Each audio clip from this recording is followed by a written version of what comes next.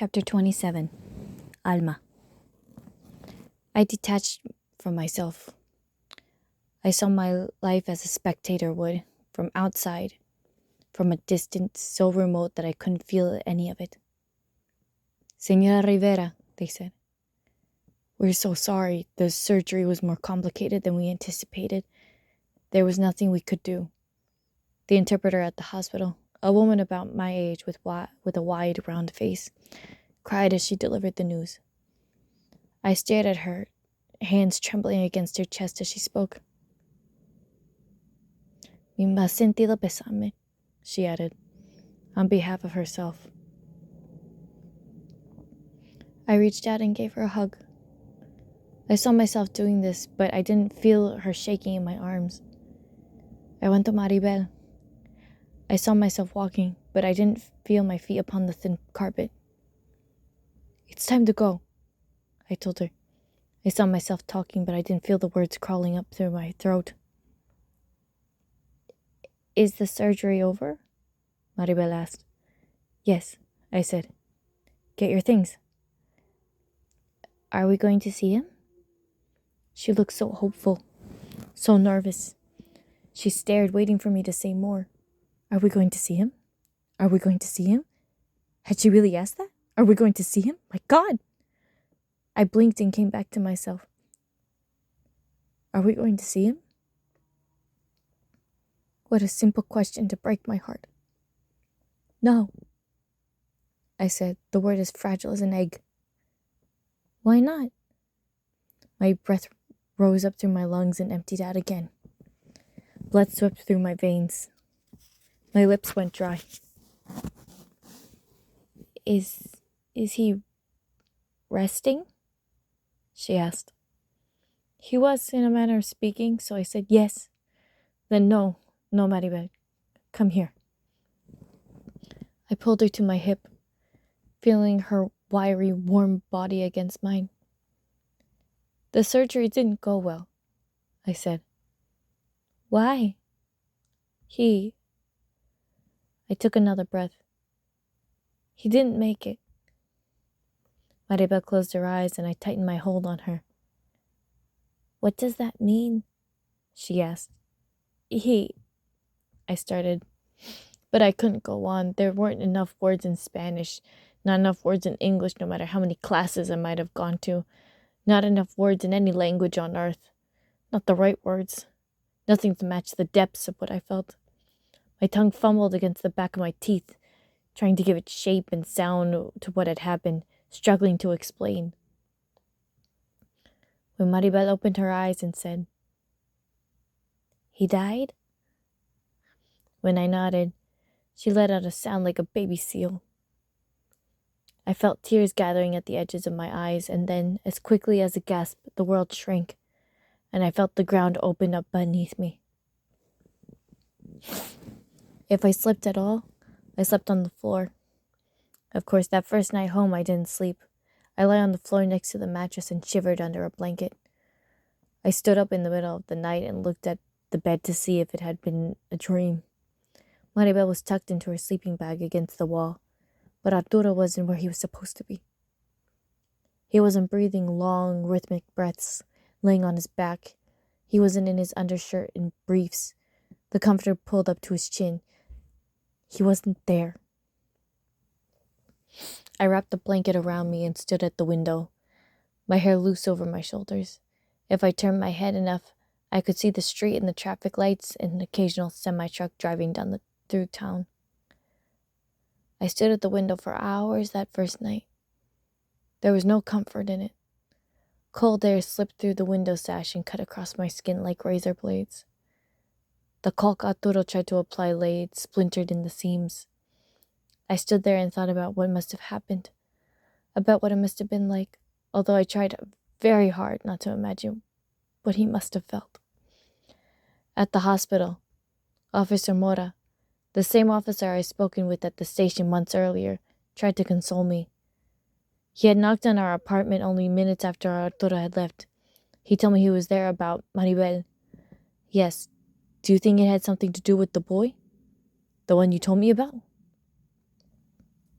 I explained that Arturo had gone to find him. He lives in Capitol Oaks, I said, and Officer Mora pulled the radio off his belt of his pants. He spoke into it in English. Then he clipped it back on and said, "I'll head over there now," which is what he and another officer did. By the time they arrived, it was too late. They found Arturo on the ground. They called for an ambulance. They found the boy and his father standing outside, a gun still in the father's hands. All of this Officer Mora told me later, at the hospital. He said that the boy's father, his name was Leon Miller, was in custody and would be charged. The boy, his name was Garrett, had witnessed the whole thing. "What happens now?" I asked. "Mr. Miller will be locked up for a long time. We're going to determine if the kid was involved, but so far it didn't seem like it. We haven't been able to track down his mother yet." Either. Officer Mora looked at me in the eye. "I'm sorry about before," he said. "When you came to the station." His face was grave. "We're going to get justice for you now, though. I'll make sure of it." But it was only a word. Justice. It was only a concept, and it wasn't enough. As I stood at the window, I thought, if I saw the boy or his father now, I would take a gun and kill them myself. But of course, I didn't have a gun. I would throw my heavy winter boots at them. I would tear their flesh with my teeth if I knew it would make a difference, but of course, it wouldn't make a difference. I leaned against the glass until daybreak, until the sky began to lighten over the earth. When it did, I thought, maybe it's over now. I turned back toward the bed to see if maybe, just maybe, he was stirring, stretching his arms overhead and rubbing his eyes, to see if he would swing his legs over the side of the mattress and stand up and wander to the bathroom and shave his face, the smell of soap wafting out in the hallway. But when I turned, there was only a sheet thrown back, the mattress still depressed from where he had last lain. Celia came over the morning after. Everything to me now was either before or after, the way that previously my life had been divided by the accident, and sobbed into my shoulder. She apologized over and over, and though at first I mistook her apologies for condolences, I realized soon enough that she believed she had a role in what happened, or maybe that Mayor did, and I told her, "No, stop, please." Because while it was true that Mayor had taken Maribel away, he hadn't done this. Still, Celia kept coming every day, sometimes twice a day. She stayed for hours at a time. She brought empanadas and sugar breads wrapped in tinfoil, arroz con pollo, and chicken soup packed in plastic containers. She brought brown paper bags filled with clothes we didn't need and could barely use. She brought the prayer notes from Mass where Arturo had been listed that first Sunday in the bulletin. "Father Finnegan did a beautiful service," Celia reported. "He asked if there was anything he could do. He wanted me to remind you that his door is open if you want to talk." "I know." Celia put her hand on mine and left the prayer notes on the counter. On Monday, a woman from the hospital called to ask what I wanted to do with the body. The question was so absurd it made me laugh. "What do I want to do with it?" I said. "I want to bring it back to life." When I told this to Celia, she laughed too. "Of course! What else would you want to do with it?" "Exactly." "What did she say then?" She said she was sorry and that what she meant was whether I knew where I would like to bury him. So I said, "I would not like to bury him." "Oh, Alma, what questions?" I said, shaking my head. Celia twisted the coffee mug in her hands. "But you'll have to make a decision, won't you?" "I want him buried in Mexico," I said. I didn't tell her that I wanted him in the Panteon Municipal, where we could celebrate him on Dia de los Muertos. I wanted to bake pan de muerto and prepare en tacha for him. I wanted to make an ofrenda with the cempasúchil flowers that grew in our yard. I wanted to put candles on his tomb. I wanted to honor him. I wanted him near me. Celia said, "Of course he should be buried in Mexico." But the woman from the hospital said it would cost $5,000 to send the body there. $5,000! ¡Qué escándalo! What are they going to do? Build a house around him? I told the woman, "Thank you, but I'll carry him to Mexico myself if I have to." Celia nodded.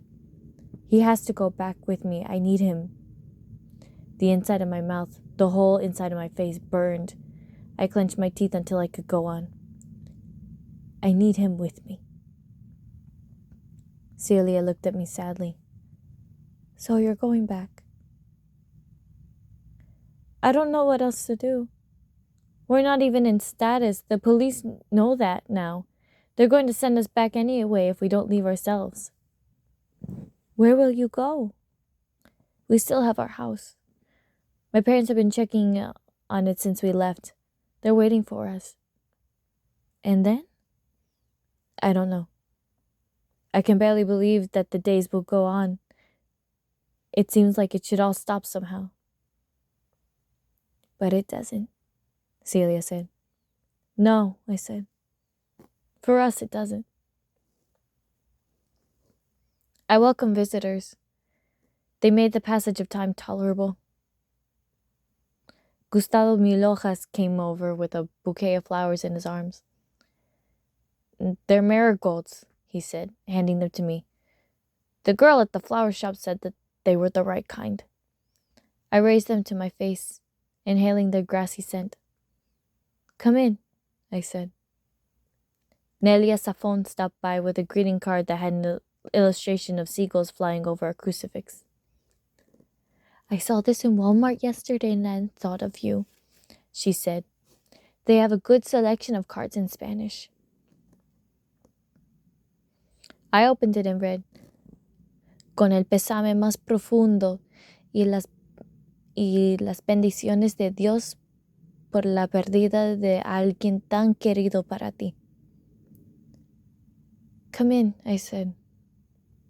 Micho Alvarez knocked on our door, balancing a photograph on his open palm. "I meant to give this to you sooner," he said. "I had it developed a while ago. It's from Christmas." He handed me a photograph of Maribel, Arturo, and me, smiling in our winter coats in front of the Toro's door. Looking at it, the most exquisite pain seared across my chest. "Come in," I said.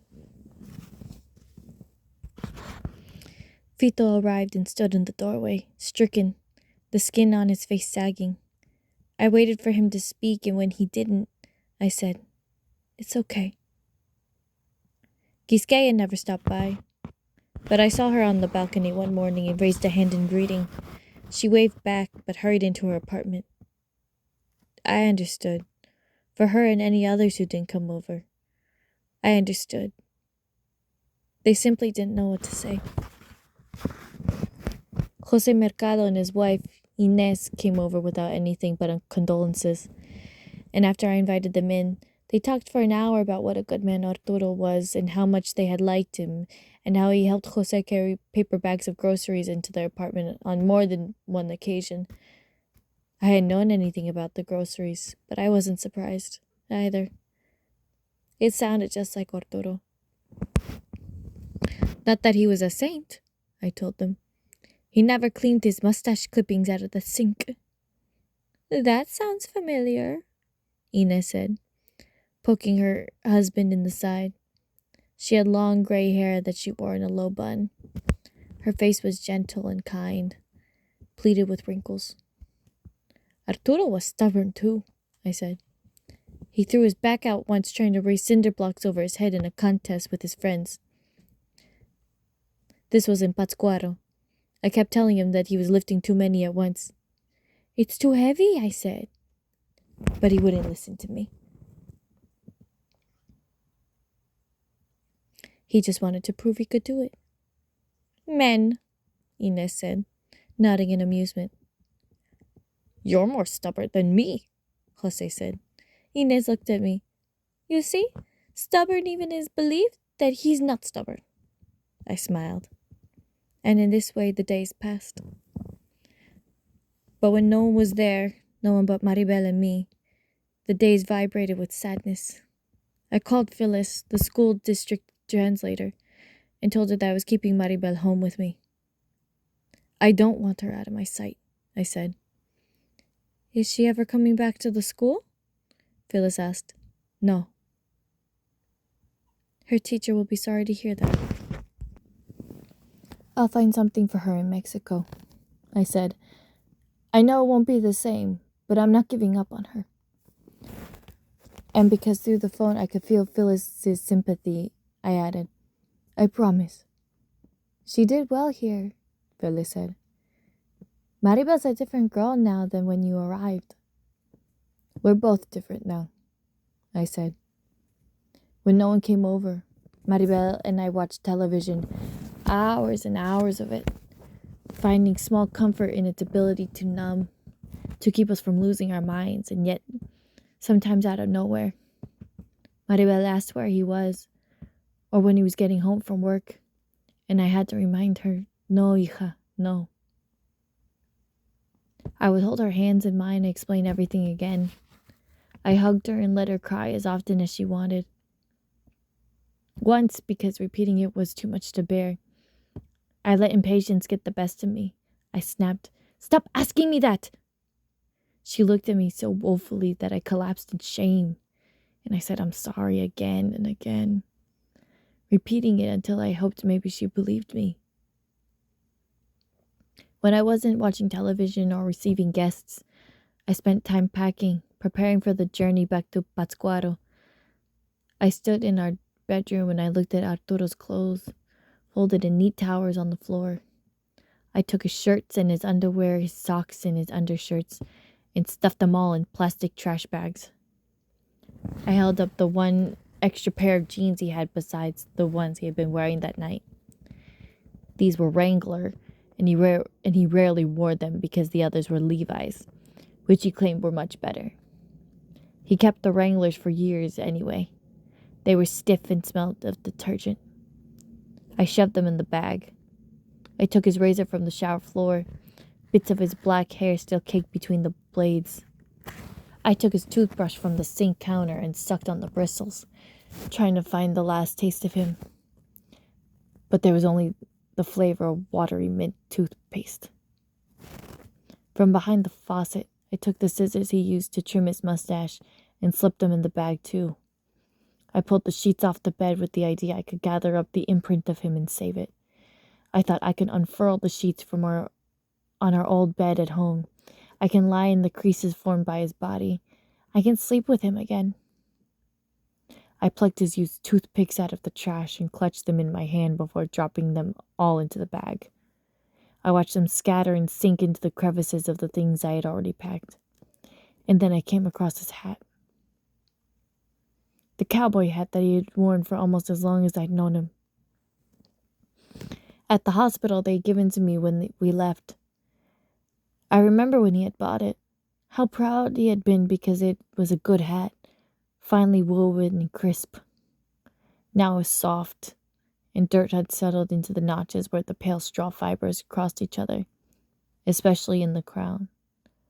Parts of the brim were frayed. I put it over my face like a mask, feeling the sweatbands soft as felt against my cheeks. I took a deep breath, and there he was, the smell of him. I closed my eyes and felt myself sway. There he was. Dios. I put the hat on my head. I learned something about grief. I heard people say that when someone dies, it leaves a hole in the world, but it doesn't. I realized Arturo was still everywhere. Something would happen and I would think, wait until I tell Arturo. I kept turning around expecting to see him. If he had disappeared completely, I thought it might be easier. If I had no knowledge that he had ever existed, No evidence that he was ever part of our lives. It might have been bearable. And how wrong that sounded. Part of our lives. As if he was something with boundaries. Something that had been permeated to us. Flowed through us and in us and all around. I learned something about grief. When someone dies, it doesn't leave a hole. And that's the agony. 2 days before the scheduled burial, I started packing everything in the kitchen.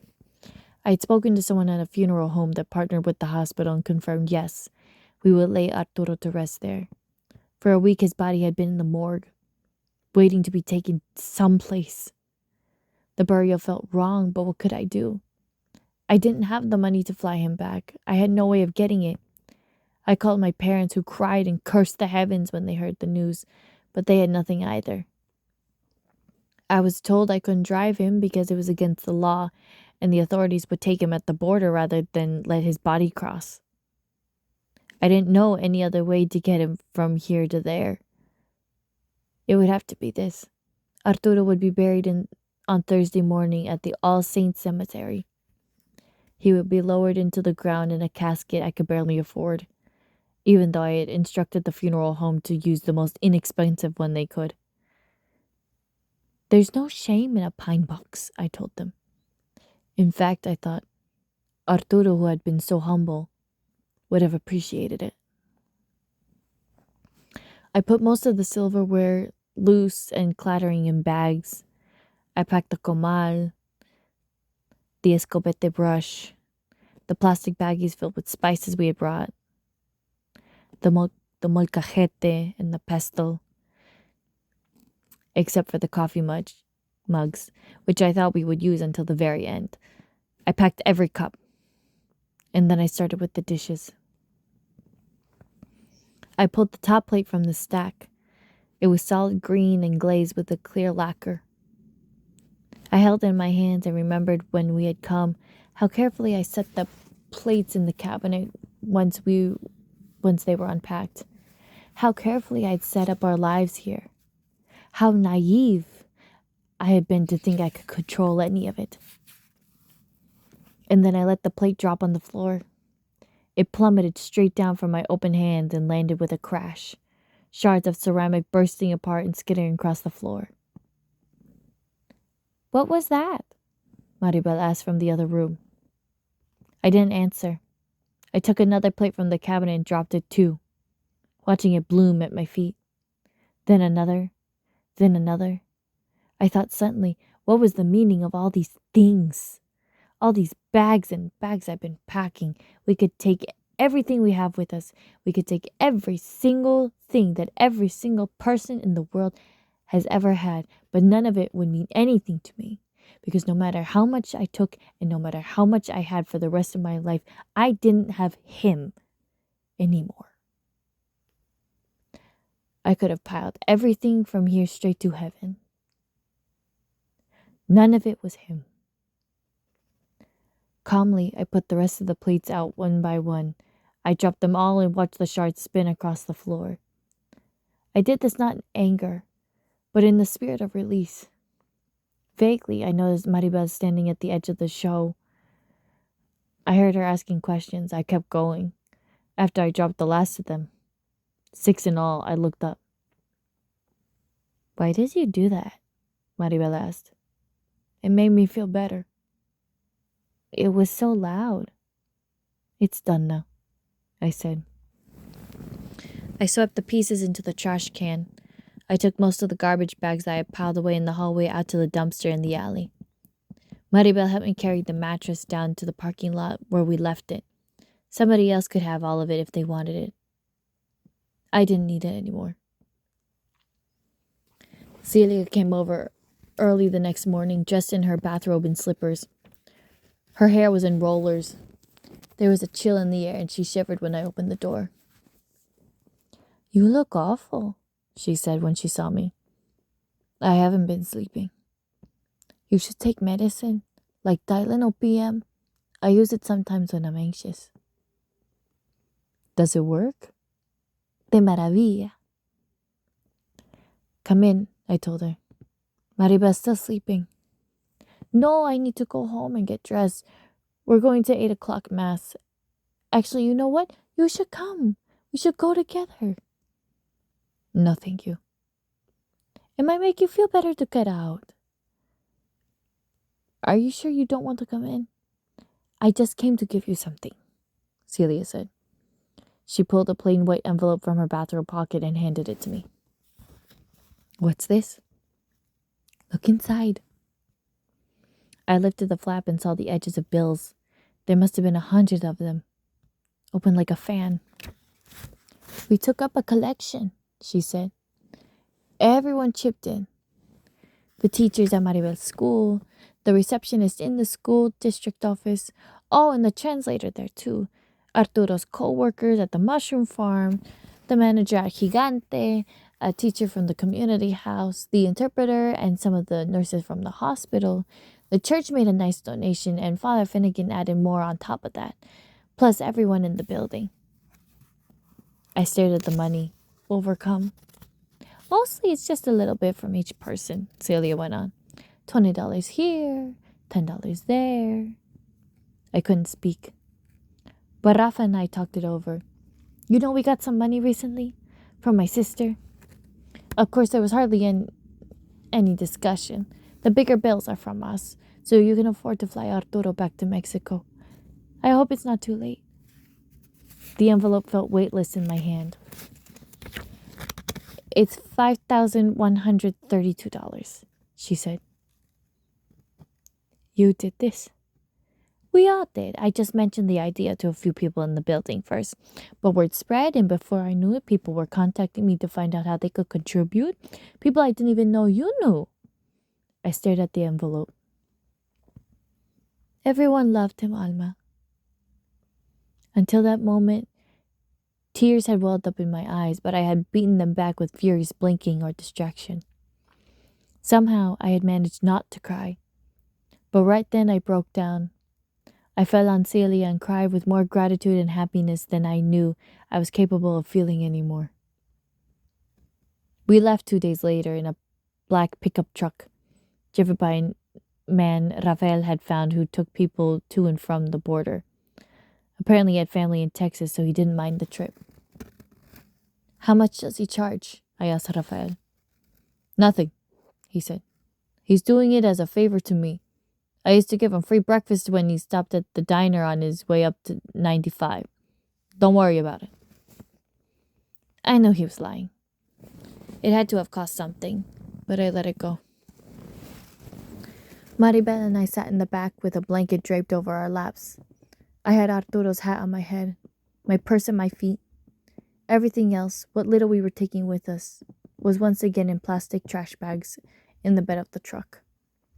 The man was quiet. He looked like a gringo, but what did I know? He didn't introduce himself, nor turn on the radio, nor talk on his phone. He just chewed sunflower seeds that he kept in his plastic cup between his legs and flicked the shells out through the window, which he left rolled down. I was grateful for his indifference to us. To him, we could have been anyone. We weren't people who were grieving, or who needed to be taken care of, or who were to be pitied. We were simply people who needed to get from one place to another. In a way, it was a relief to have the privacy of our morning. It was early when we pulled out of the parking lot. The air was hazy. Feeble sunlight pressed through the filter of clouds. We drove past the Pancake Restaurant and the Red Lobster, the Dunkin' Donuts and the Rita's Italian Ice, the bowling alley and the Sears, the David's Bridal with its white gowns in the windows, and the Walmart next to the highway. Within minutes, we were on I-95 heading south. All morning, I stared out the window as the world rushed by. We drove over the Susquehanna River, where the water was a ribbon, wide and flat. We passed red barns and stone mills, small white houses with black shutters, and houses with wooden fences around their sprawling land, everything silent and still. We passed roadside restaurants advertising breakfast specials and movie theaters with the showtimes listed on the towering signs near the edge of the highway. We drove through the Baltimore Harbor Tunnel and then along the outskirts of Washington, D.C., where we passed a temple with gold spires striking up into the air. I try not to think, but of course it was impossible. Why hadn't I simply told Arturo about the boy in the beginning? Would it have made a difference? There was no way to know the answer, and yet I remember what Arturo had said, one of the last things he had told me, as if somehow he had known to offer me absolution in advance. Forgive yourself. Was that possible? Was it possible now? In this too?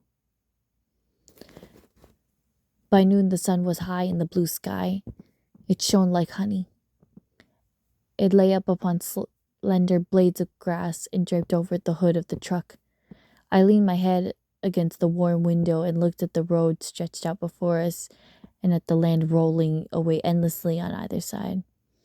I looked at the billboards and at the trees between them, remembering how, when we had come 7 months ago, the trees had been full of green leaves and small berries, their branches so delicate and thin, bobbing in the breeze like something joyful. I stared at them now, leafless at the end of winter, and saw the same thing. To my surprise, I saw the trees that looked happy, trees that looked hopeful, their naked branches suspended and reached toward the sky. Spring would come soon, I thought, and fill them up again. We were 6 hours into a nearly 50-hour trip. At the end of it, we would be home, and Arturo would be there to meet us. I had canceled the arrangements with the funeral parlor and told them instead to prepare the casket for transport. I had called the consulate. I filled out the papers, gotten them notarized and translated into Spanish. I paid everyone their money. I had done it all urgently, as if my life depended on it, which, in a way, it did. But it was worth it. Arturo was going with us to the wide, silent lake and the butterfly fishermen who glided over its surface, to the red tile roofs, the rough adobe walls of both his childhood and mine, to the cobblestone streets and the brilliant sunshine and the archway doors and the flowers spilling over people's rooftops, to the market in La Boca and the bench in Plaza Grande where the two of us ate ice cream on our first date, while the late sun quavered above us, sliding down slowly against the curve of the sky, to the basilica and the cathedral and the painted store names in red and black, to the dirt and the wandering dogs, to our friends, generations of our families, to that stupid glass bowl that he missed so much, to home, our home. Somewhere in the mountains of Virginia, where the road grew narrower and hillier, Maribel complained that her stomach hurt. Without a word, the man pulled the truck over. "Come on out, hija," I told her, opening the back door. She threw up in the pebbles and the dirt along the shoulder while I held her hair and rubbed slow circles in her back. "A napkin," the man said in Spanish, holding a crumpled tissue across the seat for me. I wiped Maribel's mouth. "Are you okay?" I asked. "Do I have any in my hair?" I opened my palm and looked at the strands, long and dark and tangled. "No," I said. "I want to get it cut when we get home." "Your hair?" "It looks bad." I cupped my hand against the back of her head. "You look beautiful. And I want to dye it purple." Suddenly, out of nowhere, there she was. My Maribel, the one who once upon a time had painted her nails black and now wanted to dye her hair purple. The one determined to assert her independence and throw her arms around life. There she was again. The person Arturo and I had been waiting for, the reason for all of this. And I looked at her and I saw that maybe she had been there all along. Not exactly the girl she used to be before the accident, which was the girl I thought I had been searching for, but my Maribel, brave and impetuous and kind. All this time I've been buried far too under my guilt to see her. I've been preoccupied with getting us into the United States because I wanted to make her whole again. I believed that I lost my daughter, and that if I did the right things and brought us to the right place, I could recover the girl she used to be. What I didn't understand, what I suddenly realized now, was that if I stopped moving backwards, trying to recapture the past, there might be a future waiting for me, waiting for us, a future that would reveal itself if only I turned around and looked, and that once I did, I could start to move forward toward it. We can call Angelina when we get back, I said. You remember Angelina? From the salon? Maribel asked, and I nodded, marveling that she knew. Only a few months earlier, that might not have been the case. I said, it feels like a long time, doesn't it, that we've been gone? Yes, Maribel said. It will be good to see it all again. The sky was dark by the time we got to Tennessee. I stared at the tall overhead highway lights as we drove beneath them. Loud semi-trucks passed in the right lane, and each time I looked at the driver perched up high, wondering where he was going. After we'd eaten some of the crackers and drunk the water bottle that Celia had thrust into my arms when she and Rafael had said goodbye, Maribel fell asleep again, lulled by the sound of the road, and I closed my eyes too. When I woke up in the morning, we were in Arkansas. I asked the man, and that's what he told me. I thought we'd have been farther by then, but perhaps the driver pulled over the truck for a time to sleep himself. The land in Arkansas was lime green and lush, flat and boundless. Tiny buds stood on the heads of blades of grass all over the fields. They swayed whenever there was a breeze or a gust of wind. I remembered that I had said to Arturo many months ago, as when we came through in the opposite direction, that it was all so beautiful. Every place is beautiful, he said, if you give it a chance. You sound like a priest, I told him. I could be a priest, he said. And then what would happen to me? I had teased him. We had been happy at certain moments during the drive, buoyed with optimism. A priest can't be married, you know. Arturo looked very solemn. He put his hand on my knee. He said, then I could not be a priest. I remember I had laughed. After Arkansas, I knew. We would drive through Texas, past the hundreds of strip malls and armadillos baking on the side of the road. We would cross the border into Mexico and take a series of buses back to Pátzcuaro. Out of one world and into the next, just like that. Like Arturo, our journey would continue, and Arturo's would too, even though for now he was headed to one destination, that Maribel and I to another. Later, much later, I would find my way to him. We would be in the same place again. That much I knew was true. I looked at Maribel next to me, staring absently out the window, the blanket balled on the seat between us. How's your stomach? I asked. She turned and gave me a small smile. I'm fine, she said. It was what I've been waiting to hear the whole time.